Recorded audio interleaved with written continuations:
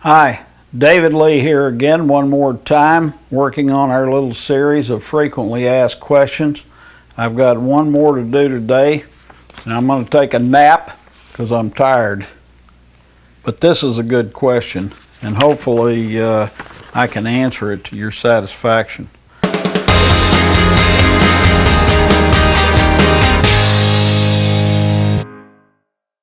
The last two questions were why is the gravity swing superior? Why doesn't everyone use it? And this question is, why do I need to do the gravity golf drills?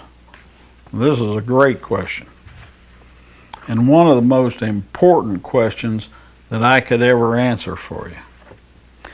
Our special drills are designed to magnify your sensitivity to the impropriety of using muscle in the downswing.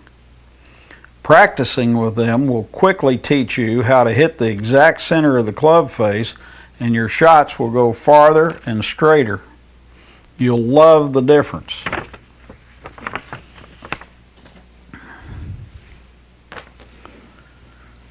The purpose of our drills is to help diminish your ability to compensate inferior technique. The advantage of these drills, and the reason that they work so effectively, is that they put your body under various types of threats, or at least perceived threats by the brain. If you're using improper technique, and if you start with a kill concept and you can compensate for that technique, your brain doesn't really care about the efficiency of your movements unless the motor activity is threatening the system. If you want to go out and chop wood or try to kill snakes or swing a sickle or whatever you want to do, the brain will let you do all sorts of things as long as your motor activity doesn't create a sense of threats or endangerment to your body. So if we are compensating inefficient technique in a manner that the brain is satisfied will allow us to function without developing perfect technique, the brain is content to do that. In certain motor activities, the brain teaches us how to do those activities in a biomechanically efficient manner just to protect ourselves. This is why a child doesn't continue to toddle throughout his life. When we first stand upright to walk,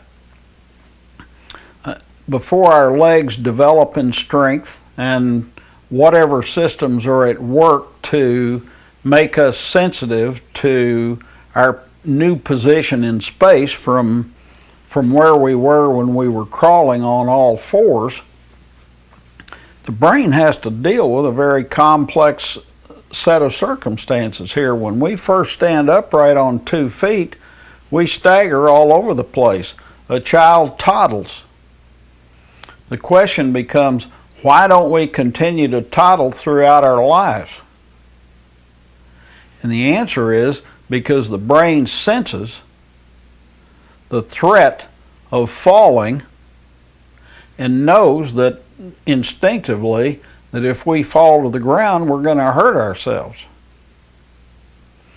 But being the copycats that we are, I don't want to use the word monkeys, but we see other people around us standing upright. Maybe we see something high up that we want to reach. So we continue to get up even though walking upright is not initially a comfortable sensation. My belief is if you raised a child with a pack of dogs, he might not get up. He might stay on all fours like the other animals around him. But as upright individuals, If we're going to stand up, we need to deal with the balance issues that are required to develop in order to comfortably and safely remain upright. The capacity to do that is something that comes with your internal software. A child in a period of about a year, a child learns to stop toddling and learns how to keep the center of mass in the center of the safety envelope so that we can function safely and efficiently as upright animals. He or she does that without videotapes, without books, without either of his parents saying, hey, toddling is a dangerous and inefficient way to walk.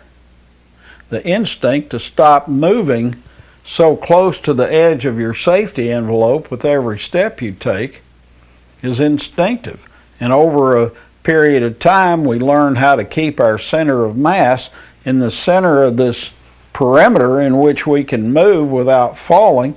And the closer we keep it there, the better we function as upright animals. The less energy it takes to stay upright, the closer that we are to the center of that safety envelope. A building like the Leaning Tower of Pisa has got a lot of stress at its base. A tree that has been blown over by wind has got a lot of stress at the base and is in continual danger of breaking off and falling. So the closer that we can stand to the center of our safety envelope in our activities, the less energy it takes to function as an upright animal. And as I said, the instinct to learn to walk efficiently and safely is totally adaptable to learning how to swing a golf club perfectly. When we put people in various drills like cross-footed drills or one-footed drills, which we can do to our younger players who have strong knees and body parts. We don't do that to our older players. But anytime you cross your feet or stand on one foot, it shrinks the safety envelope and makes your brain super sensitive to proper motor movements within our system.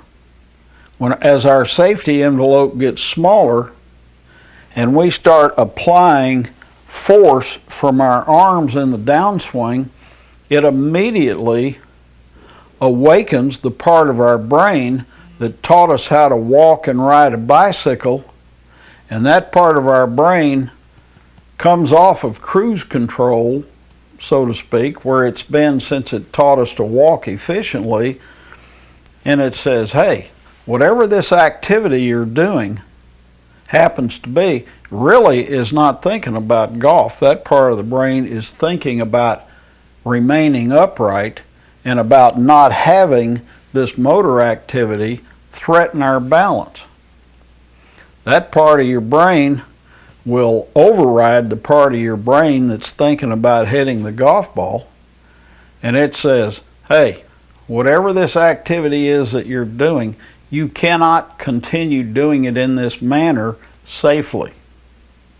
And that part of your brain, just as it stopped you from toddling as a child, will begin to reorganize and change your power application whether you want it to or not. And it will basically tell you, if not out loud, subconsciously it will tell you, I need to teach you to move like Freddie Couples or Annika, where you're not sending energy back into your body during the execution.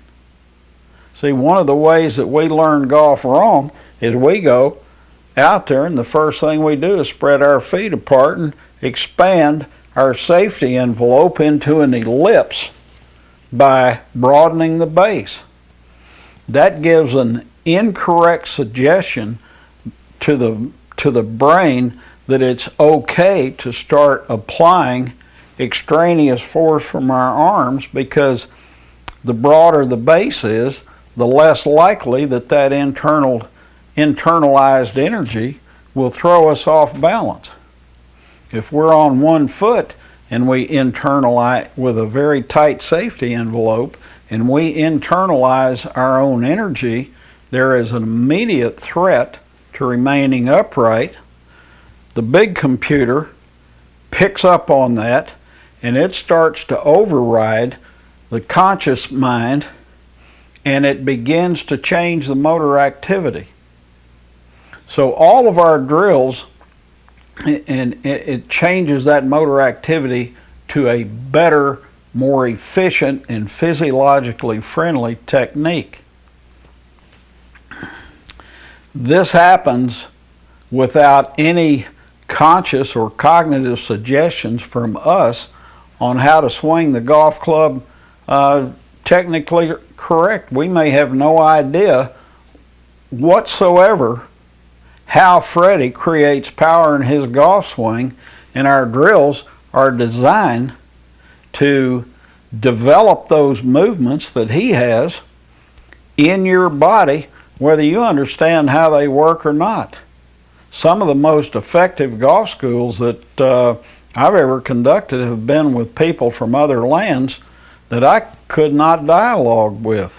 I've had people from Japan or South America that knew no more English than I knew their language.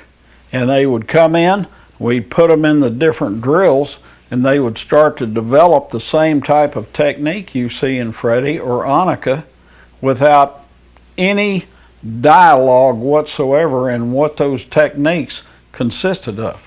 So all of our different drills are designed to put your body under perceived types of threats, and it triggers a change within the hierarchy of the brain, gets that part, that very, very capable part of the brain that taught us to walk and ride a bicycle, and adapt its capability to the learning of perfect swing technique. Now this really works. The more, neuroscience claims that we only use about 10% of our brain. My question would be, why is that, and how do we trigger increased activity within the brain beyond what we're currently using? Our different drills that we've developed over the years, and we've got now maybe more than 130 different drills, and we continue to try and develop new drills that constantly push the brain to greater and greater heights as far as efficiency of movement within the golf swing are concerned. The more that we can put the body under various types of threats and create the demand for technical excellence in the swing, the quicker we can learn to swing the golf club perfectly. The swing mode from which you can compensate and cheat the very most is the mode that we normally play in. The finished golf swing, as I already mentioned, can be powered in at least 5 different manners from my own scope of awareness. And if we're looking for a technique that is the most compliant with the laws of physics, if you've got 5 different techniques, how many of them can be the most efficient? Only one is going to be more efficient than the rest. How do we know what that technique is?